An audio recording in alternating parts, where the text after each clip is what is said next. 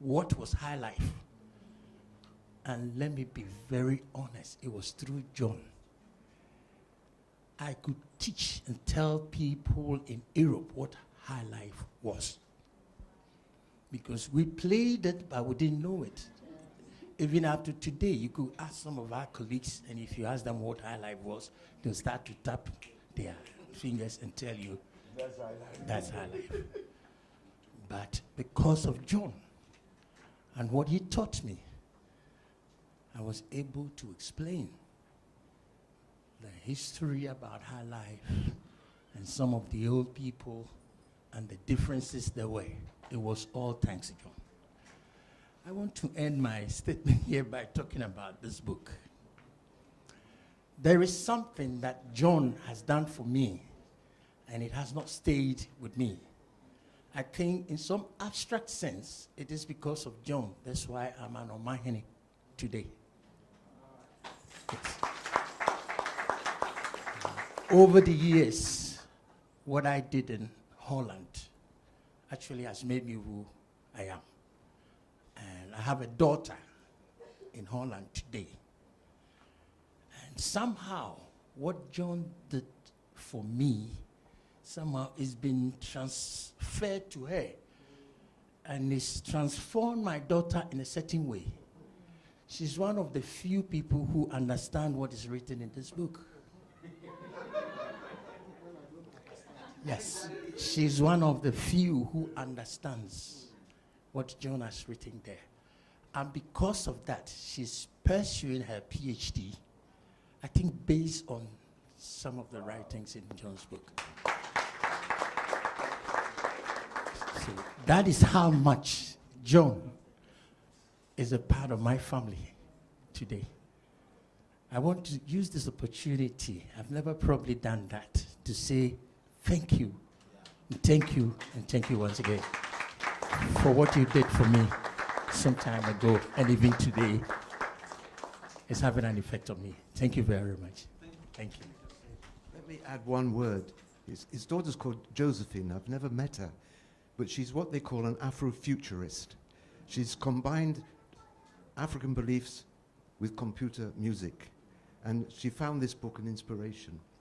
And I don't want to talk about the book myself because, but basically in that book, let me say, if I can say it in one sentence, or I'm proving that African philosophy embedded in music is not something just from the past, the roots. It's the most advanced symbolic system on the planet right now.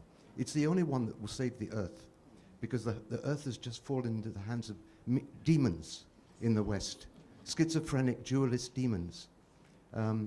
Not plural, all the talk about of democracy in the West, there's no pluralism in the West. They don't believe in pluralism. Anyway, this book goes into this in a musical way, and it sort of touched the heart of his daughter. And he's my old friend, so things come full circle. Prof will come back. Don't worry, we have a session for Prof. He will say something. So now, please ask your questions. And please, our participants online, if you have questions, do let us know so we give you the opportunity. Thank you. All right. Mine is not just a question, but it's also a more, what do you call it, a testimony I want to share in the lives of myself and what Prof. Collins has done for me. I came to University of Ghana 2011 and then to do my master's from UCC. And please, I got... It's important for you to introduce yourself. Okay, right. And Thank then you. Please, whoever is making a contribution, let's keep it short and simple so a lot of people can have something to say. Thank you. Right. My name is Benjamin Odro Ahin Jr., a lecturer from University of Education, Winneba, and vice chairman to Musicians Union of Ghana, and popularly known as BINOSCA. I'm telling you. Thank you. So I came to University of Ghana 2011 to read my master's, and I was talking about music, business, music industry, and Prof said, I think what you're doing, you should focus on the music business and copyright. I said, Prof, I didn't know. And that was the beginning. My thesis from his house to his office, everything about it was all because of what he guided me today. And from then, I've never done anything without consulting him. Through him, I've gotten an opportunity to work at the ministry, at the copyright office. When I finished my master in 2013, he said, Ben, I've recommended you to the copyright office because I know you can do the work. And truly, I went and I did what I could. And today, I've had my PhD, and I was telling him I want to read law. He said, go ahead. You'll be the first music lawyer. And I've been able to do that. I've been able to have my law degree. I've finished my master's, finished my PhD, all because of Professor John Collis. And I am so grateful, and I said I cannot be out of this program without coming to share what's on my heart. So, Prof, thank you so much, and I'm most grateful. This is Binoska. Thank you. I'm telling you. Good afternoon. My name is Owusu Frimpong. You can call me Frimpong for short. Music is business. Music is business. My background is in business. In fact, I was trying to teach music business when I was with the business school here on campus. Now, I've known Professor Collins for some time now. I met him through my bigger brother, who was a saxophone player. And there's a lot that I can say about him. But I have two questions for him. The name Boko Studio. I was wondering how he came by the name Boko. I have a studio called VVV. It's an airway. People ask me, why VVV? And I keep telling them, music is a gradual process. You see, you have to combine step by step. Sometimes they tell me VVV means sweet, sweet. And I said, regardless of how you look at music, it can be sweet, sweet, but it can be step by step. So VVV is the name of my studio. So please, if you can share with us why you named your studio Boko. I don't know whether you did it because of the location, because you seem to be located at a very soft place where Boko is located. So I don't know why.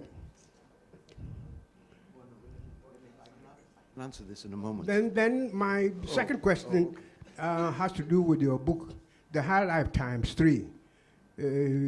Things have happened since the last edition, and I was wondering whether you're going to revise it for publication. Thank you. Yeah, a new book is coming out. It's being published by Decan. But the thing is that why I called my... Why Boko? Yeah, why Boko Studio? You see, I used to Boko. play with Faisal Helwani in the 70s, and he had a band called Bassa Bassa, and it went Bassa. So I realized that there's power in words. So I decided to call mine the opposite to Bassa, Boko, Blau. Go. Yes. Okay, let me go here, then I come here. Thank you for the opportunity. My name is David Esulfikwe. Prof has also inspired me a lot, but what I just want to know right now is that from all we've heard, I haven't heard anything about his performance with the Local Dimensions Band. Is it a miss, or has nobody captured it? Because Local Dimensions is here with us, and we didn't hear anything. If he himself can tell us a little bit about it. Thank you. Some of these questions, when Prof comes, we'll remind him so that he says it. Yes, let's go. Yeah. Okay.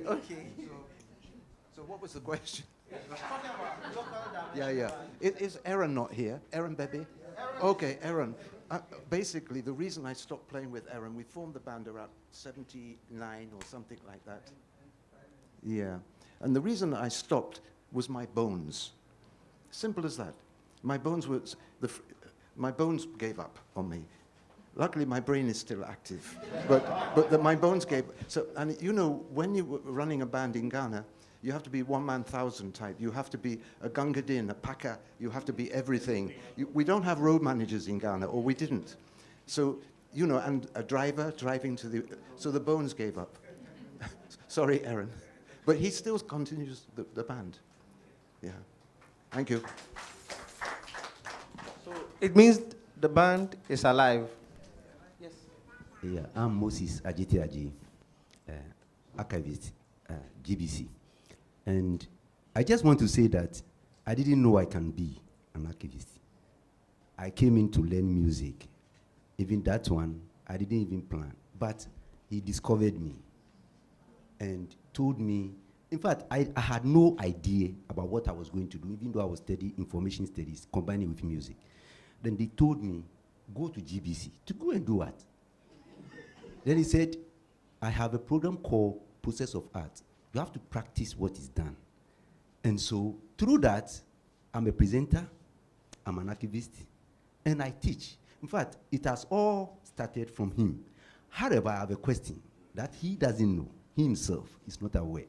I was a young man around 1989, so yeah, I'm not a young one, as people may think. And I saw him in a village, somewhere. I didn't know he was at the time, because then I didn't know him. But there was a group performing. You know, those times when you go to the villages, there are big houses where people come and play concert. And so I was in that village. Then I saw a white man who is playing what we call ngungu. You know ngungu? Ngungu. Ah, who is this man? And he didn't get anything to play ngungu. Prof, why ngungu?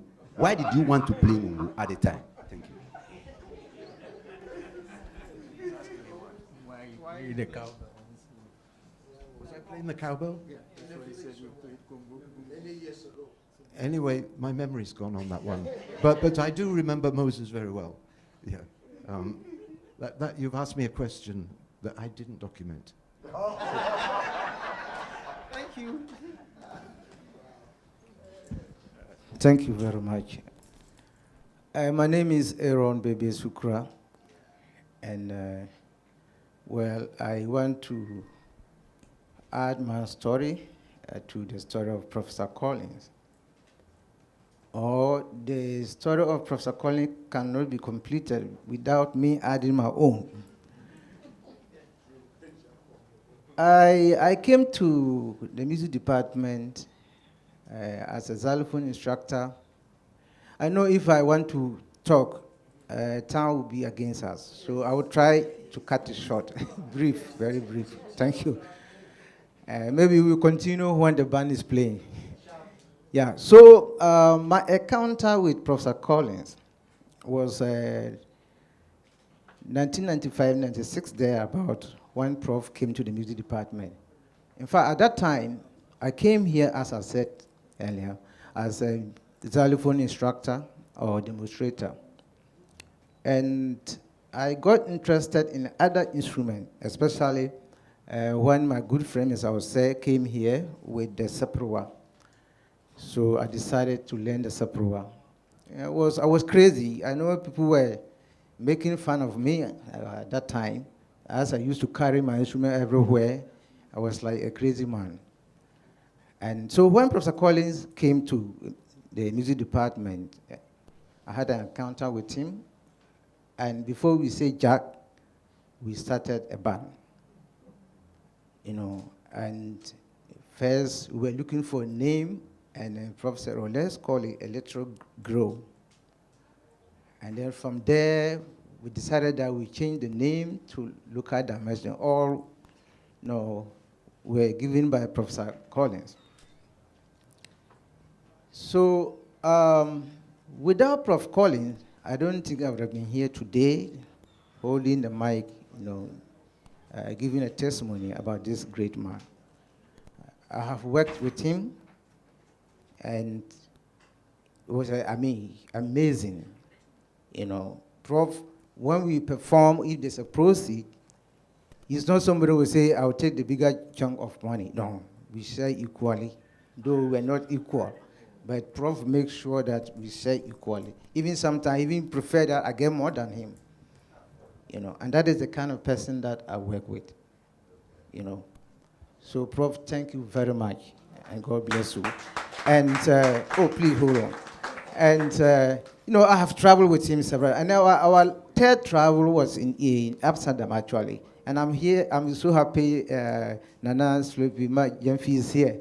You know, we were in Amsterdam 2006, and we visited him in his home, and you know, he took us to some very interesting places.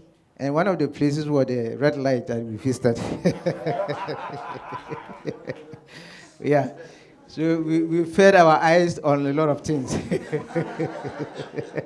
Thank you very much for the opportunity. We continue the rest. Thank you. God bless you. There's an hand online. Okay, let's take the online, then we come back to you. Yes. Hi, everyone. Hello. My name is Josh Burrow. I'm a PhD candidate at the University of Pittsburgh. Just two quick things. The first is for scholars of Ghanaian popular music. No one can claim novelty.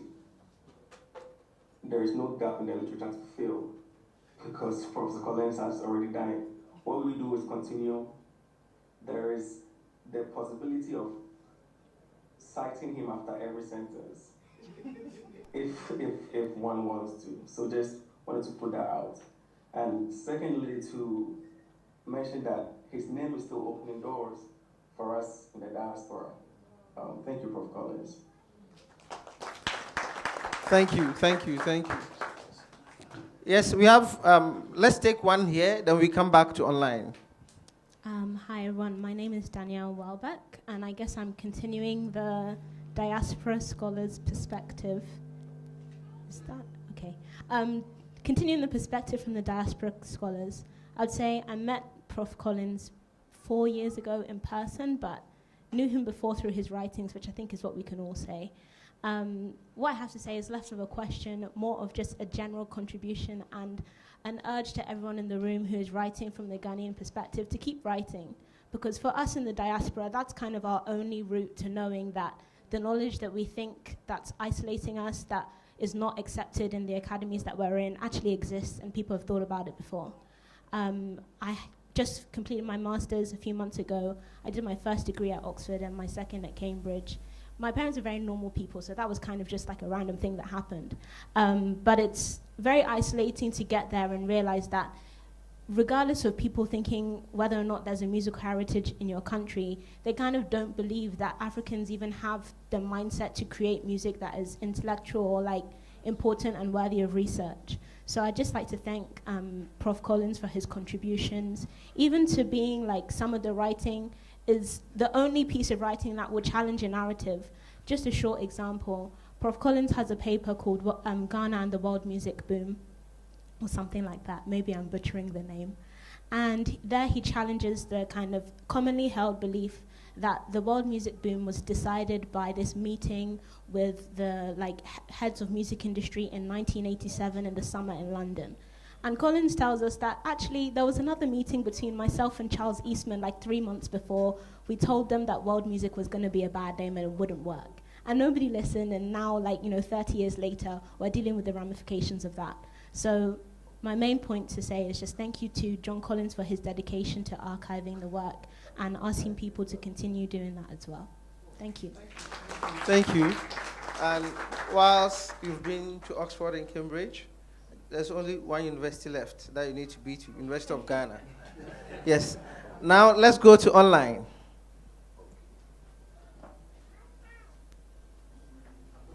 Yeah, thank you very much, Harry. Hello, Prof. Collins. Thanks so much. This is Akwete. And I just have one question for you.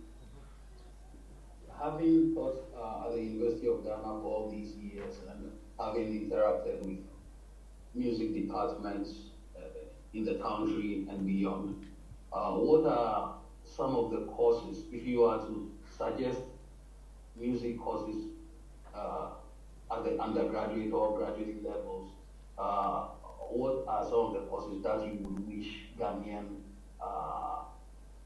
music departments or Ghanaian universities could mount for their students?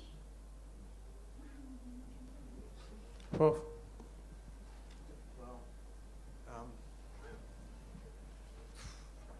Well, one we really need, maybe the music department has already done it, I'm not sure, but we need a course which when somebody comes who's inspired to become a musician, you see, let me be blunt about this.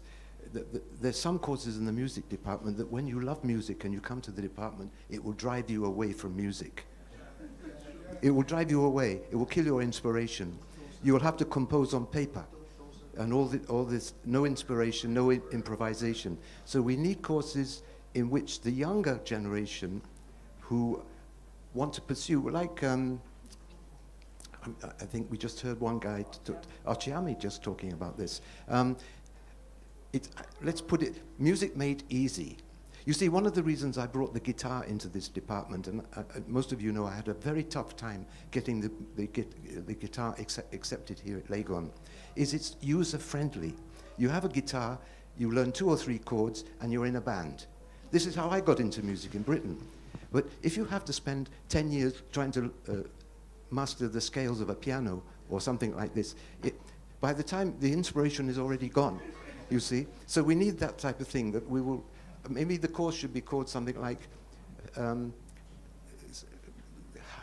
would you put it? Making singer-songwriter made easy. Something like that. That's what we need, a singer-songwriter. Forget about classical harmony and baroques and all that. This can come later. You know, you have to capture the person through their inspiration, their love of music. You shouldn't drive them away from music by, like what Essie Sutherland was saying, you know, clefs and all this frighten people, you know, and we're actually frightening so many good people away. Anyway, let me not say too much. Don't you agree, Susan? Okay. I do. It's true. Prof, I agree. I won't say me, it's not me, but Prof, I agree. I'm not naming names. Yes, I agree. So, on this note, I will come to our panelists for each person to give us a remark before I invite Professor Collins once again. Thanks. Oh, what I'll say is that first, let's put our hands together for Prof. They usually say we wait for people to die before we give them their flowers. But I believe what we've done for Prof. Collins is beyond measure. So what I'll say is, Prof, you no go die tomorrow. No, I'm trying not to. No, you won't. You won't. You'll be here for many more years. And on Saturday, the Musicians Union on the 29th, the Musicians Union of Ghana will present a special award to him. So okay. So this is going to be the publication of the book, the music. Yes, book. the same day we'll push out the book. Thank you very much. Yeah, thank you so much. I would like to end with a quote by one of your favorite persons who is now an ancestor. Those of you who have heard me speak, especially about archives, this is like an ancestral theory in the Nketia archives, and I love quoting it. In 1963, Nketia made this quote at the convocation speech in the University of Ghana, where he said, African traditional arts should be recorded, should be preserved, should not merely be recorded and preserved, but practiced as living arts. The art must develop, and that the study of African traditions should inspire creative experiments in the African idiom. And that is exactly what you have done. So thank you. Aiko, Prof. Thank you. I have two quick comments. Number one, Prof will always say, thank you, Professor Kofi Anyidoho, for making me a lecturer. If it had not been you, no one would have ever employed me as a lecturer. Number two, my last paragraph, my last chapter of the book, I gave the chance to people to say what they want to say about Prof, those who know Prof. I had over 100 people. In fact, I was overwhelmed. We didn't know who to include in the last paragraph and who to take away. Just thanking Prof for his help, for his love, and for accepting them. He's a great man. He loves Ghanaians. Thank you. Prof, I will please take Dr. Puvo and then take... Well, I think we've heard a lot of positive comments, which clearly shows that Prof. Collins has left a legacy, or has left a legacy for us. And of course, I am in a very difficult situation at the moment because I'm going to criticize my own institution, because it's clear that we haven't consumed him that much. We haven't given him the power to do what he probably was sent to do for Ghana. And today, in fact, even when I was a student, he shared the stage with us. We performed with him. And also, becoming a lecturer, he was also one of the inspirers. For me, personally, he opened many doors. And when I became adjunct professor at Ashesi, it was him who recommended me. He started the course. I only went there to expand it a bit, and that was very glorious. Then I took over from him as the editor of the Journal of Performing Arts. So I know for sure he has left a legacy. But have we paid him from our hearts? Have we treated him well? I would say no. So this is an opportunity for us to really look at things that we do here and throw away petty politics, and to ensure that whatever somebody has as a gift, we allow that person to use it to develop us. Because you had only 2 years as HOD, right? How did that help you? It was too short. Too short, yes. Because I know for sure he fought for a number of things. Many of us here do not really understand the concept of music. There is what we call belonging to a choir and being a choir master or teaching a song probably from a church. But intellectualization of music is also a different ballgame altogether. You don't tell people they don't read notes and therefore they don't belong to the musical fraternity. Whose note are we talking about? We need to avoid elitism, dogmatism, and maybe religious fundamentalism. All of these things are killing us. And this is the reality. We have to look at Prof. John Collins. In fact, if I had the opportunity to give birth again, and it's a boy, the name will be John. Because you can think of Jerry John Rawlings, John Kufuor, Jonathan Mills, John Mahama, John Collins. That's what I would do. So the School of Performing Arts is so blessed to have you, but I don't think we've paid you that well. And we need to do that now. You are alive, and this is the time we should do it. I think the school should come together and do something to make this this celebration a glorious one. That's all I want to say. Thank you, everybody. Thank you. Go to Dr. Terry Bright Ofosu. What can I say after all these comments? Okay, so I lived in the UK for 7 years, and I came back to Ghana, and I saw the way the British people are very, very proud of the Union Jack and how they hold dearly to it, for being citizens of the UK. And for someone to leave the UK, come all the way to Ghana, and then naturalize as a Ghanaian, and then go on to research our high life music for us, document it for